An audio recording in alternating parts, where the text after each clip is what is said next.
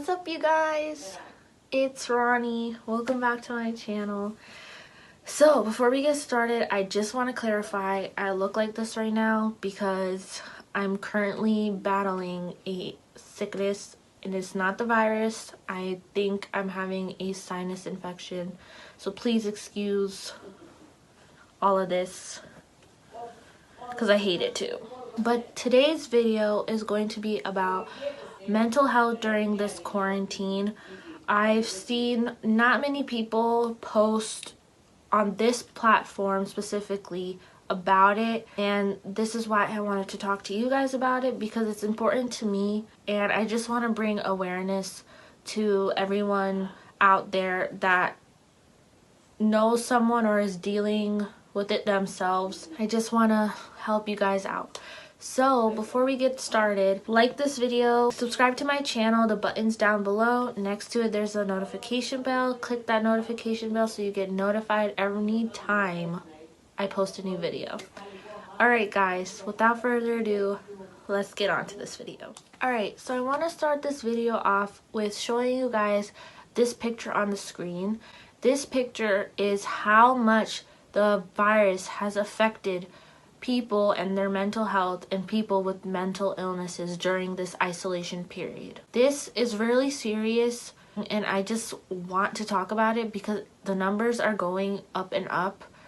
Now I'm hoping that it's slowing down since some states are reopening. I'm praying that everyone gets back on their feet and they're happy. So I wanted to also talk about the meanings between mental health and mental illness / disorder, or whatever you guys prefer to call it. They mean the same thing, but at the same time they have different meanings behind it. For mental health, it's basically a person's condition with regards of their psychological and emotional well-being. And for mental illness / disorder, it means a lot of things, but it's mostly focused on their mood, their thinking, and their behavior. Examples of these illnesses or disorders are depression, anxiety, eating disorders, schizophrenia, addictive behavior, and I'm pretty sure there's many more to the list, but these are some of the main disorders. If you guys haven't seen my previous 2 videos, I will link them down below.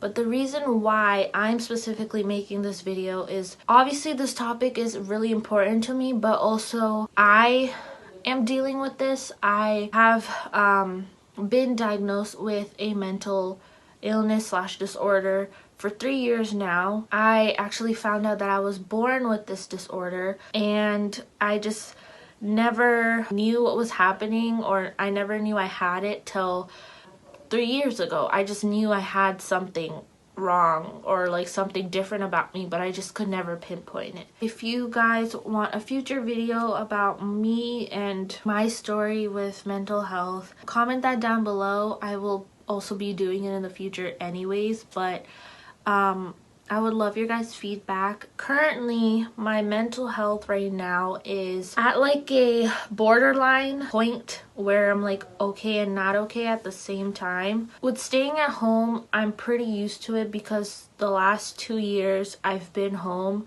But besides going to school, work, grocery shopping, buying important things for school or for myself, and just going out to eat. Besides that, I've been home all the time. Very rarely I will go out to do other things, so I'm not really bothered by that. The thing that bothers me is I can't really enjoy the air for a couple hours or go talk to somebody outside. But even though we're going through all this, I also want you guys to remember that we need to stay strong, we need to stay home, and we just need to tough it out because all of this is temporary. None of this is gonna happen forever. We're not gonna be in this house forever. It's just temporary. We're just staying home because right now, wherever we're living, it's not safe outside and we just need to be home.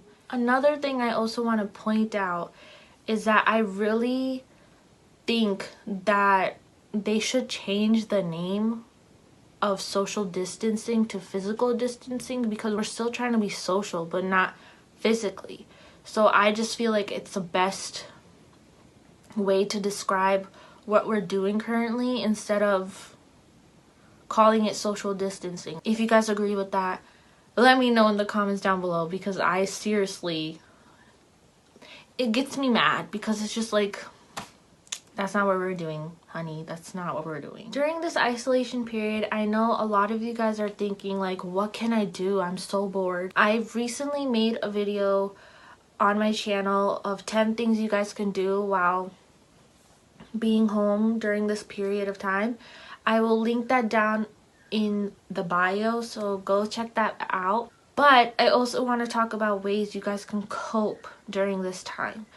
So the first thing that I think definitely we all should do is kind of take a break from watching TV, being on social media, etc. All of these places are somewhat talking about the virus, talking about this pandemic that we're all going through. And just hearing all these stuff is making us overwhelmed and just thinking a lot and changing our mood and our behavior, and we're just not okay. And I just feel like we should take a step back from all these things and just keep our mind off of it and do other things. The second thing you guys can do is take care of your body. So do some exercises, do some stretches, eat healthy, or eat anything that obviously you can afford or that you have right now. Make sure you guys sleep. Avoid alcohol and drugs to cope with what's happening. The third thing you guys can do is connect with family and friends. Use the Zoom, use your FaceTime. If you guys have Facebook, you guys can like video chat on Facebook, Snapchat, any other tool like you guys can use to communicate with your family and friends. The last thing I want to mention is some numbers. So if you or your loved ones are feeling overwhelmed with their emotions, like being depressed or having anxiety, or they're thinking of harming themselves, then I recommend you guys calling either your doctors, 911, or the disaster distress helpline. I will put the number right here, and I will also have all this information down below. Another place you guys can call is the National Suicide Prevention Hotline or Helpline. They have a website if you guys want more information. It's www.suicidepreventionlifeline.org. Alright guys, I hope you guys enjoyed this video. I hope that it helped you guys have better knowledge and also just kind of feel refreshed and know like you're not alone. There's a lot of people and there's ways to cope with it and get better. And yeah, if you guys have any other ways you guys know how to cope during this time or with your mental illness or disorder, comment that down below so other people can see other ways. And yeah, I love you guys. Stay safe, stay blessed, and I'll see you guys in my next video.